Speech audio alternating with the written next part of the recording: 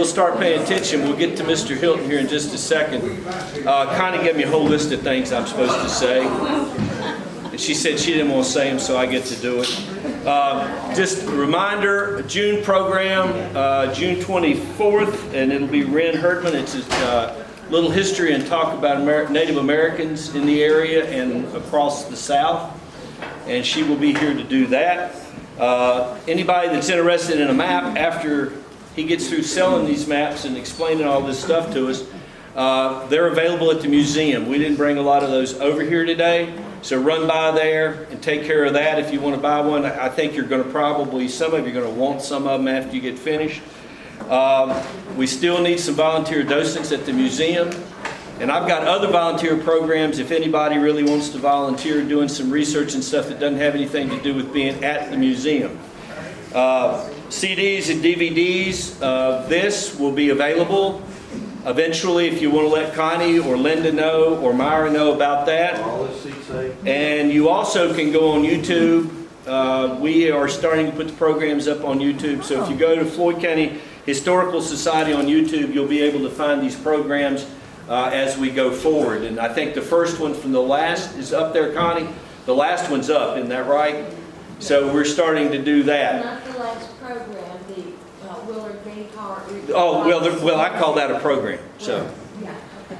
But Ricky and Mr. Gayhart are up on the YouTube if you want to go back and see that. It's a wonderful program of folk music if you weren't there. So in order to do that. A couple of other things. We are working on the Oxford Academy. We are out of space at the museum and we really are desperately in need of expanding, and so the Oxford Academy project is ongoing so that we're going to have a library and genealogy area in the Oxford Academy up front. It'll be named after Olivia Helms Simmons Cassie, who was a student there and all kinds of things, and left here and became a trustee at the University of Richmond when women didn't do that. And so that's going to be named after her. We got all kinds of other things going on, but that's enough said. I want to get to the map. Lee Hilton is here today to talk to us about the map that he put together and about history, a little bit of the names and places in Floyd and all kinds of other things. He is related to all kinds of people in what I call the southern half of the county. You know, and so he's related to all of those people. He went to school at Virginia Beach, started out life there, I imagine, and went to VCU and his IT and administration. And we're glad to have him here. I do want to make a little bit of note about this map. As we get some more chairs out, I'm real happy to see everybody here. I personally think it's the most massive individual project I've ever seen anybody take on, and I've told him that. You know, you get into some projects that you can do, you have to have help on. I don't know how he did this. I mean, this is amazing to be able to go back and take and be able to place all these original land grants into a map of Floyd County. And he continues to fill it in as he comes up with things. But I want to say hello to Lee Hilton. Thank everybody for coming, and I will turn it over to him for the program. Thank you.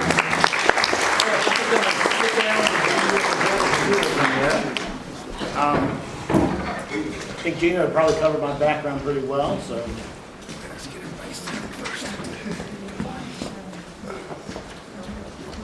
I'm going to start off and go through the county formation, give everybody an idea of how the Floyd County came to be.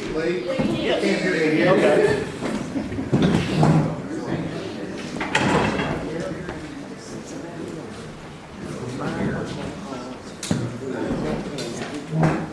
Is this working for everybody?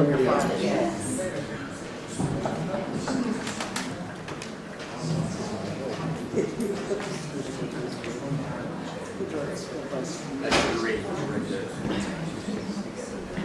I think that's better, probably. Yes. Okay. So I'm going to go through the county formation, then I'll go through the steps involved in getting title to this land, how I found all of these, and I'll go over what the surveys mean, like when it says North 40 East or something like that, show you how that works. I'll show you some of the problems that we have with surveys, is they're not often right. And then I've got some old place names I just made note of. Then I've got some of the non-resident landowners, some of the people who bought a lot of land in Floyd but never actually lived here. They, I guess, land investors, or they ran farms here from other counties. So, first time we can place Floyd County is when Brunswick County is formed in 1720. Floyd is on the western edges of Brunswick County. And it stays that way for about 15 years. And then Orange County is formed, and Floyd's part of Orange County. And then that stays for 3 years, and then it's Augusta County. And for the next 30 years, it stays as part of Augusta County, and the only thing it changes is the counties that are bordering on Floyd. As all of these counties are split up into smaller areas as more people live there.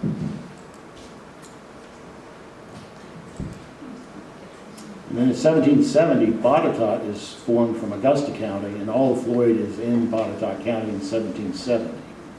That only lasts for a couple of years because they create Fincastle County, and that splits the county in half. The western part is in Fincastle, and the eastern part is in Botetourt. And then a couple of years later, they abolish Fincastle County and create Montgomery, Washington, and Kentucky. And so now the western part of Floyd is in Montgomery County. And it will stay that way for several years until 1790, when Montgomery County gains some land, and all of Floyd is now in Montgomery County. And that will stay that way until the county is formed on its own. And the only thing that changes again is all of the areas that are around Floyd is what's bordering on it. Franklin and Patrick, Grayson, Wythe County, until the county is formed in 1831.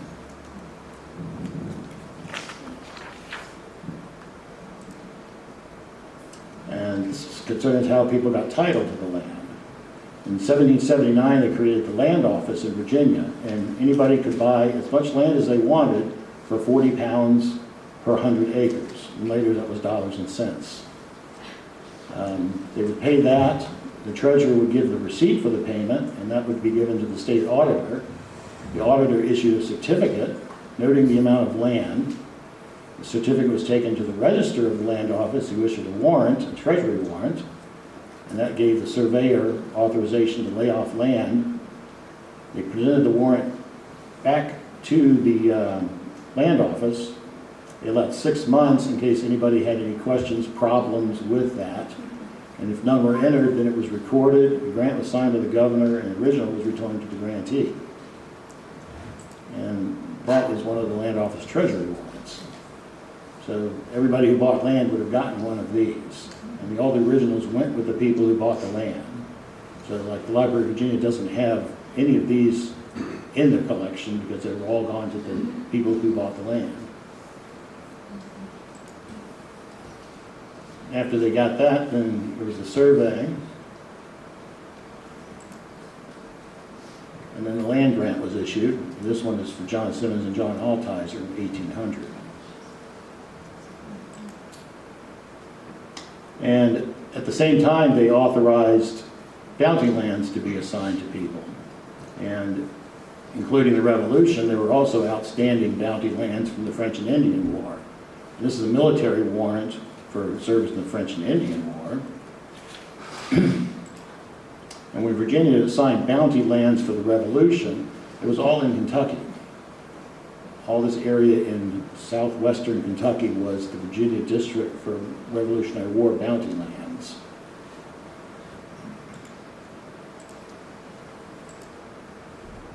And this is another military warrant for Revolutionary War service. And this was for a guy named Justice Livingston, who served 3 years as a surgeon in the Virginia Navy. So this land eventually would have been, I guess, surveyed if he didn't assign it to somebody else in Kentucky. Another type of the warrants that were issued were preemption warrants. This is for people who already lived on the land. So they were authorized to get a warrant for that land that they lived on. This is Griffith Dickerson and John and Joseph Kent. And we see a lot of them in Floyd County of people who get preemption warrants because they were already living on this land by the 1780s when they started getting their grants for it. All right, now, This is an example of one of the handmade maps I did. The meets and bounds, when they talk about surveys, is a very ancient term, and it means measures and boundaries, and it goes back to the 14th century. This one pole is 16.5 feet, so that's been around for a long time, and it's still used. So now when you see the surveyor's coordinates, like you say north 40 east, what I used initially was a protractor. If you're going north 40 east, you would start your line heading north and then go 40 degrees to the east. On a standard map where east is on the left and north is at the top. And if you're going 60 degrees west, then you do the same thing, line it up north, and then move 60 degrees to the left or west.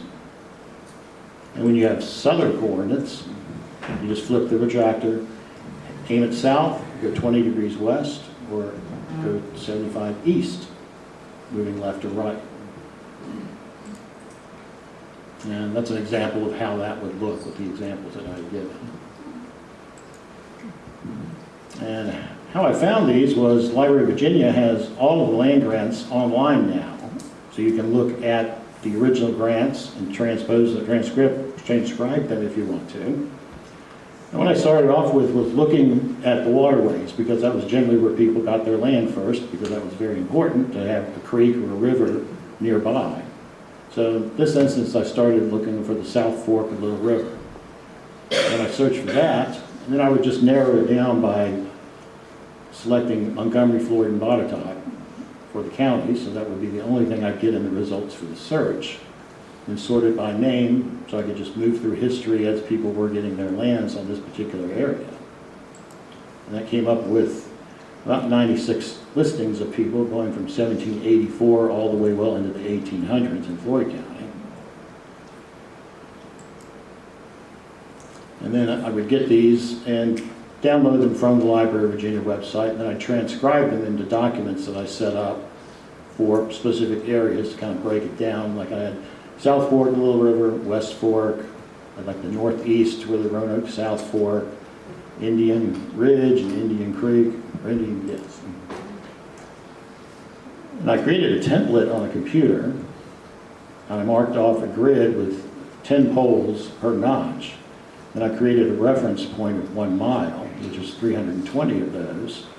Then I would just start laying this out by rotating them in the degrees in the direction mentioned on the grant. And if the coordinates were really good, they all match up by the time you get finished with it. And I had the master map that I used for this was a VDOT map, an old VDOT map of Floyd County, and I made a mile marker that I used to reference, and then I would take the mile marker on the map that I created and then scale it down to they matched, so that when I copied this land over, it would be on the same scale as the map I was using for the entire county. And I converted it to a transparent image and overlay it. And this is an example of walking through it. This is for Jacob Shealer's land on the West Fork. I'd get the survey, transcribe it, then I would lay it out like this, and then make a transparent image out of it once I've done that, so when I lay it on the map, you just have the boundary lines for it. And these lines that had, the surveys that had the rivers and creeks in them were very helpful because you could see exactly where they were supposed to go at that point. Some of them just say that the creek enters on this side and leaves on that side, and you have no idea where. I first started out drawing these manually, and I got a protractor and some grid paper, and just started drawing them out manually, but that quickly became kind of unwieldy because the maps tended to be giant once I'd started adding 10 or 15 properties to them. Those when I came up with the computer method where I created the grid and the markers, and I would just rotate the lines on the computer as I got them. Some of the problems you have is the surveys weren't always correct when you look at them. Like this is Griffith Eggerton's surveys on South Fork. The black lines are from the original survey. And when I mapped it out using the coordinates given on the survey, that's what the red lines come up with. You can see they kind of resemble the original drawing, but not exactly. Because these lines here are supposed to meet, and all of these lines are supposed to meet here. So in those cases, I just waited until I got lands that were nearby, and then tried to adjust them as to how the surveyor probably thought the land was supposed to look. So it's kind of chopped off here. And sometimes they overbound other properties. This is Joseph Gallagher's property over near Lost Bent Creek. And his survey is very clear that it joins Austin Nichols lines over here, and it goes all the way over to Simmons and Hill's land. The only problem with that is there's a whole bunch of other land that got assigned to people that are right in the middle of that. So in those cases, I would just overlay them on top of what was there. And I never saw any chancery suits or problems like that, so I'm not sure exactly how this happened, other than Joseph Gallagher had passed away, so maybe there wasn't any disputes over that property. When people had problems like that, they had assigned the county processioners. And these were people that would go out and walk the bounds of the properties with the landowners to resolve property disputes. And I haven't found any for Montgomery or Floyd County, so this is from Fluvanna County in 1795. And you'll see like people who had bought land that don't live there anymore, landowners who weren't home, and occasionally you'll find some where they actually walk the boundaries and resolve the dispute. And that ended up later going into Chancery Court. These are from the Floyd County Chancery cases. And you can see how off some of the surveys were. Like this here has been adjusted. And this one here, then David Spangler was a survey for this. And he had to add a lot of different lines to this to kind of make it fit in with the other properties.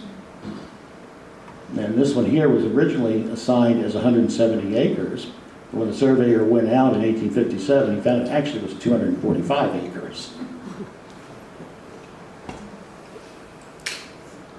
And this is a survey from the Austin Nichols land up on Indian Creek, and he got 45,000 acres, most of which is like the, I guess the northwestern part of the county, from Lost Bent Creek west and Greasy Creek north.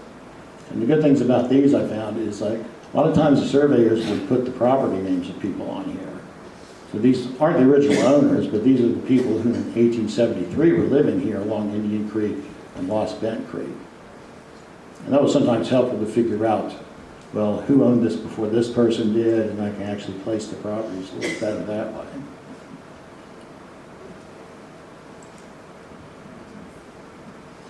I came across some old names that I couldn't find on any more maps anywhere. But they were important when you're laying out the land, because for 10 or 15 years they'll refer to this, but then it'll disappear.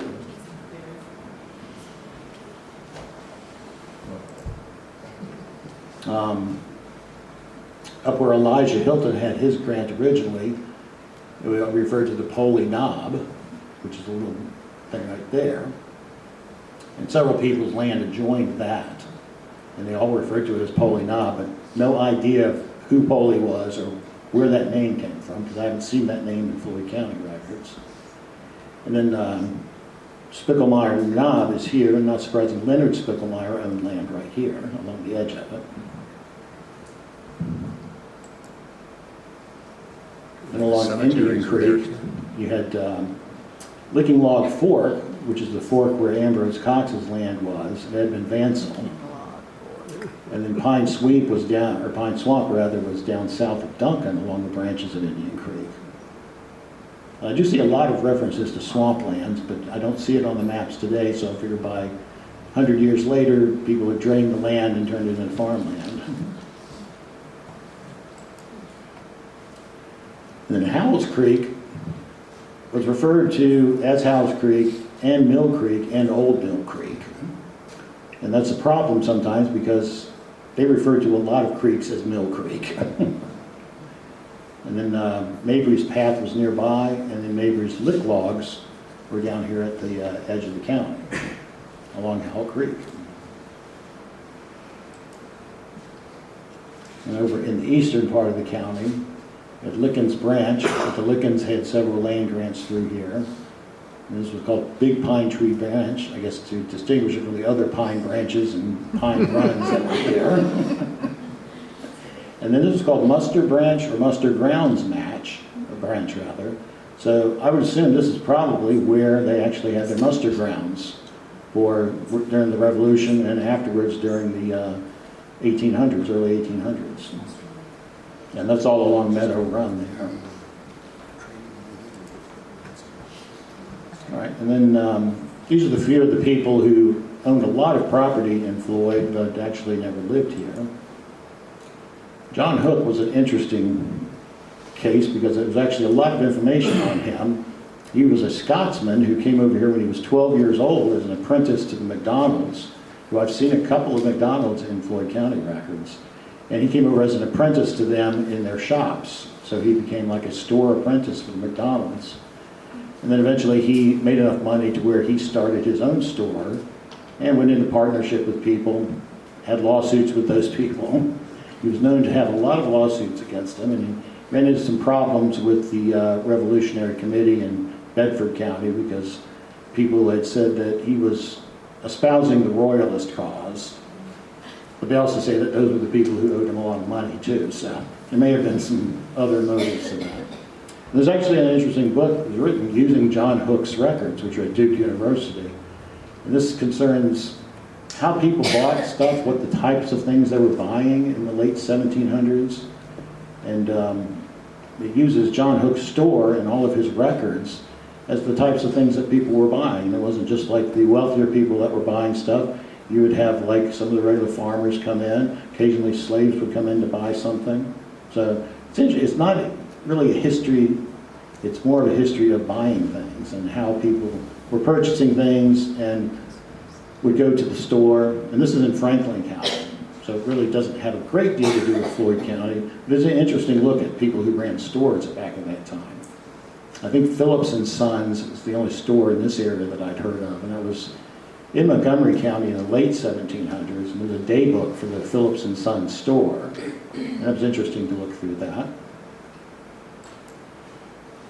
Austin Nichols is the one who owned all of this property along Indian Creek, all the way to Lost Bent Creek, and down through Greasy Creek, and this stretched out all the way into the other counties adjoining it. It was a total of 45,000 acres.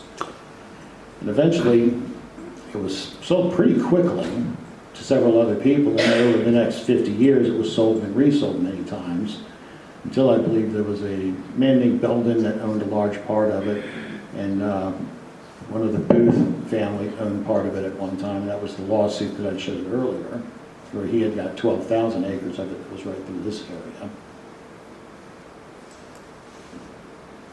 And David Patterson, it's kind of hard to get a lot of information on him because like a lot of other families, they keep using the same name over and over again, so there's a lot of David Pattersons. I believe this David Patterson was the son of another David Patterson, and he had 41,000 acres, which covered the far southwest part of Floyd County and stretched into what's today Grayson County, Carroll County, and into Patrick County. And this is the land that eventually ended up with the Lee family and then the Burwell family.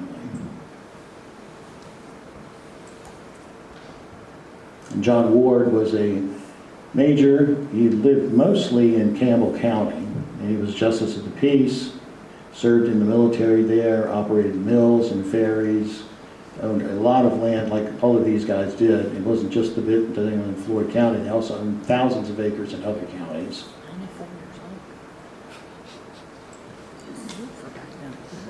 Joseph Gallego owned this bit along Lost Bent Creek here.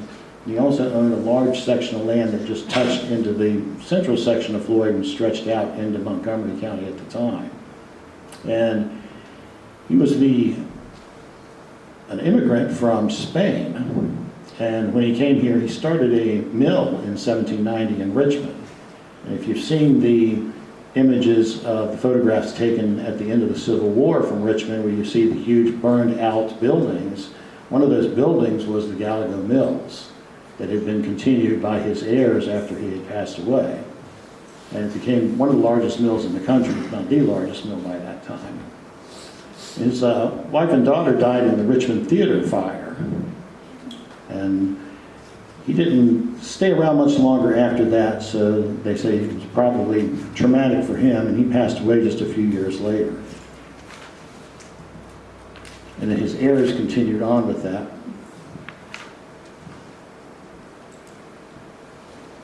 And Joseph Michaud, who may have been a captain in the Revolutionary War, or it may have been his son.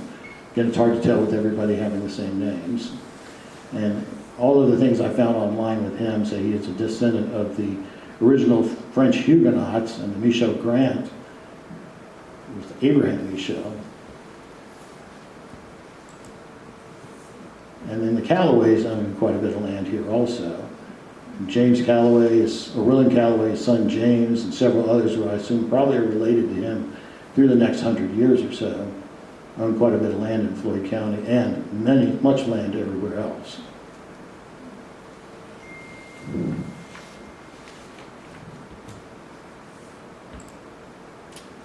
And that is it. Do you have any questions? Yes, sir. Yes. That name Callaway, we have that racetrack near us.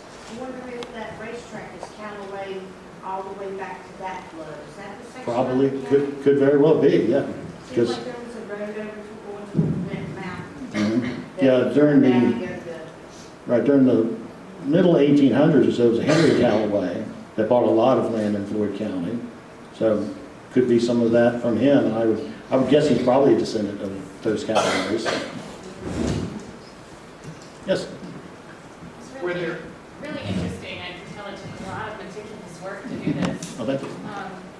I wonder whether you came across any information about the indigenous people who lived here and, you know, what happened to them as settlers came in, what was going on with that history.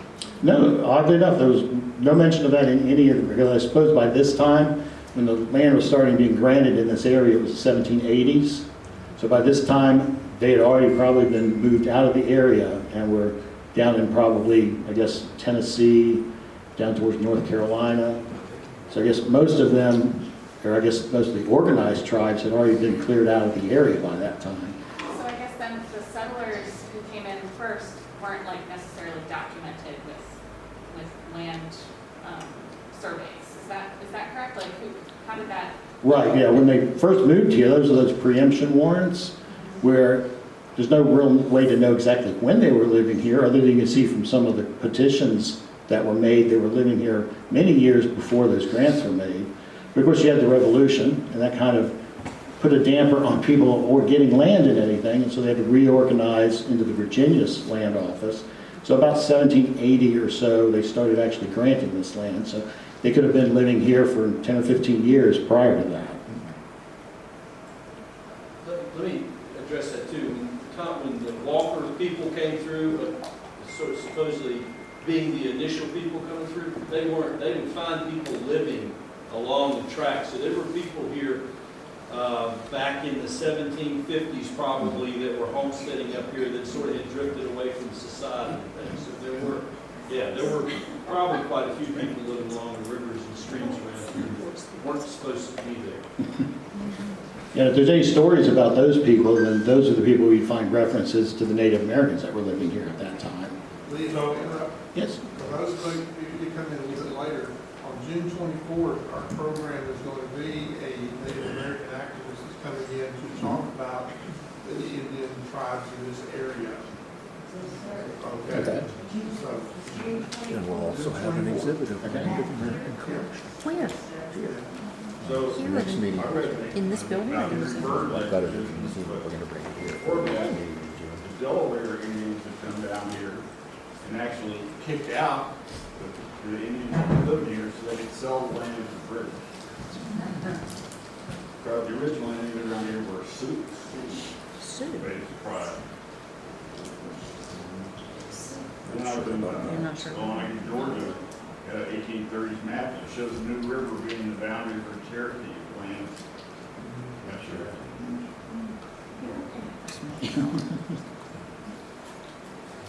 Anyone else?